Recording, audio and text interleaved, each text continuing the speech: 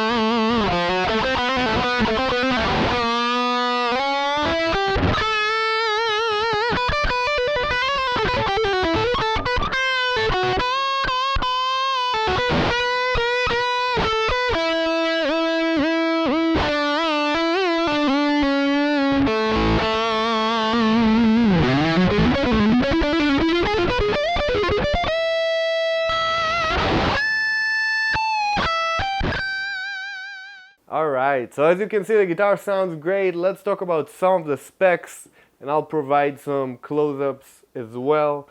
So we got a 1000 series Floyd Rose, top-mounted of course, as the original specs were.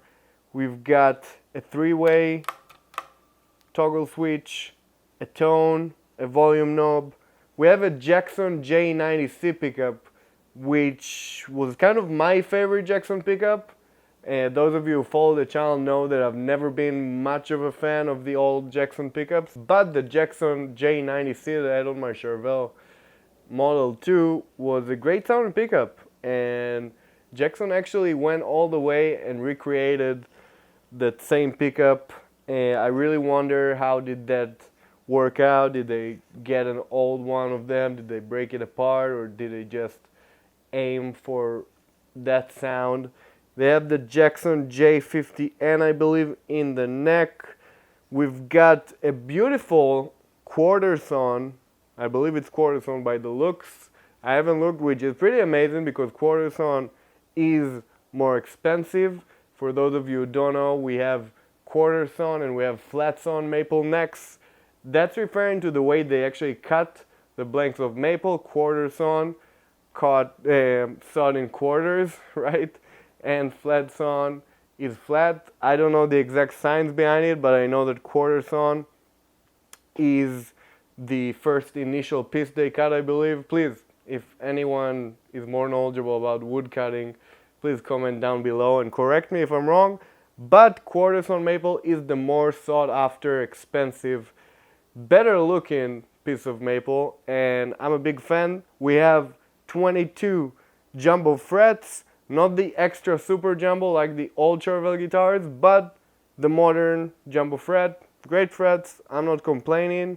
We've got a lock-in nut with actually the true original back of the nut. How would you call these? Lock-in screws, I guess, mounting screws, right? Which is super cool. These really resemble that era for me, because these guitars all had those. And we're of course talking about the Dimas era Jackson and Charvel guitars. I actually had one. You can actually see it in the channel. I believe it was kind of the transition era when they moved to Ontario from Dimas, but it was very much in this vein of a guitar. It had a humbucker, single, top-mounted Floyd. It was pink, thick maple neck, pointy headstock. Very cool guitar. I miss it. My guitar student Gal actually still has it. I hope so. It was a great guitar. But anyways, yeah, this guitar is very true to the original spec. The neck feels exactly like it. It's oil sprayed, so it feels very smooth, very, very nice. Um, the strut body, not a dinky body, but a full strut body. I'm a big fan of those actually. They sit very nicely against your belly. The cutaway is nice. I like the weight it has to it. It doesn't feel cheap. And guys, remember, this is actually a made in Mexico instrument. But I was impressed with it from the first moment I got it. And let me just quickly say, this is not my guitar. My friend Max borrowed it to me. And thank you, Max. You're the best. But I was impressed when he handed it to me. I was like, whoa, it has some weight. The fit and finish looks great. The finish is spectacular. Talking about the paint, the red candy apple red paint. It's a little sparkly too. Very, very cool. One complaint that I have about the finish is on the neck finish, they actually sprayed over the actual frets. So that means they assemble the whole neck and then they sprayed it, which maybe saves costs. I don't know, because maybe they can finish making the necks and then they spray a whole bunch. But the frets has, the spray residue on them, and while it doesn't really interfere with playing the guitar, and of course if you'll go and do a fret job on the guitar and you'll polish all the frets, it will go away. It still takes out from the shine of the frets, and yeah, it takes away from the fit and finish of the guitar. Not very noticeable from a distance, but up close you can see it, and sometimes you can even feel it when you play. But to their own sake, I'd say that they did a great job on the neck. The rolled fingerboard edges are very nice.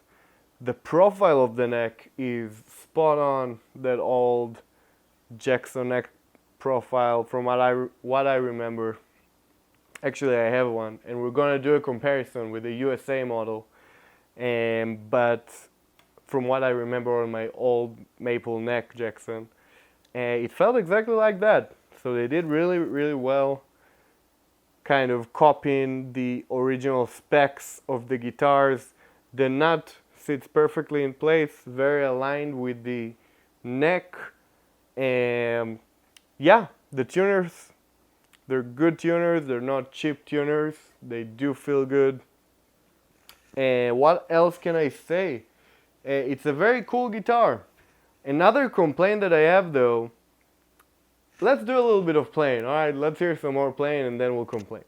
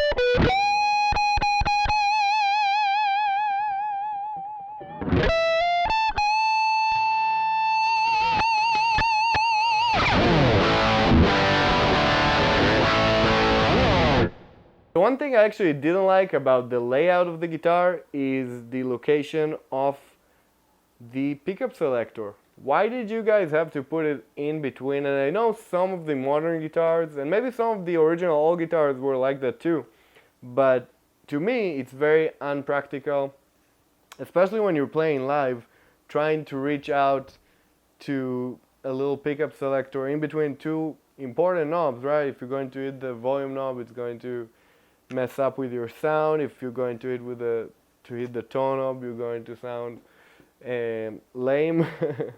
I'd take the tone knob off completely, honestly, because these guitars, most of them only had one volume knob and that's it. But some people do like to have a tone knob, me included. Here and there, it is cool to have. But yeah, I'd take the thing and put it maybe right here, so it would be out of the way, or maybe remove the tone knob and put it instead of the tone knob. But Jackson did what they did, and that's cool.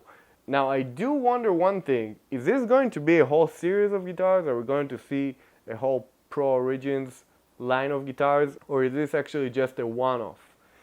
I really don't know. I speculate that it might be a one-off and it's going to make it a bit more prestigious, but then I really can't tell because they did put a lot of effort recreating the original pickups, right?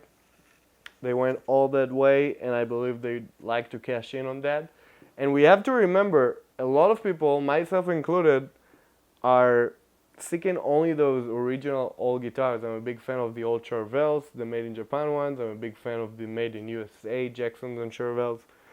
And they're great guitars. They're getting pricier. Jackson is losing money because a lot of people want only those old guitars, used guitars. So they're very smart that they finally went and replicated that, and I actually salute them for that, because that's very cool to have a new guitar like that, where the frets are new, the finish is nice, everything is new and shiny, and you don't have to chase an old guitar and try to fix it and maintain it, which can be a headache, especially if it's not well taken care of. So yeah, salute to you, Jackson, for finally doing the move. On the next video, I actually want to compare this very guitar to my old Charvel. You can see the similarities maybe, right? So we're going to compare them, and also I want to compare them to an original 88 made in USA Jackson guitar that I actually have too. So just to sum things up, I'm very impressed with what Jackson did here. And the price is the price, that's kind of where Charvel and Jackson are at the moment, around $1,000, give or take. Not cheap, but it is a nice guitar, right? We have all the latest specs. The Floyd 1000 is alright, it stays in tune. I hate the wonky bar and I hate the fine tuners, but it is what it is, right? I guess for an entry guitar, it's alright, but once you get used to the real deal, me personally, right, I don't like it. I really like my bar to be intact with a Floyd and not wobble. You hear that? I hate it. You can just replace the bar, I guess, but then you still have the wonky tuners. I'm not a fan, but it is what it is. We have to save costs. It does stay in tune.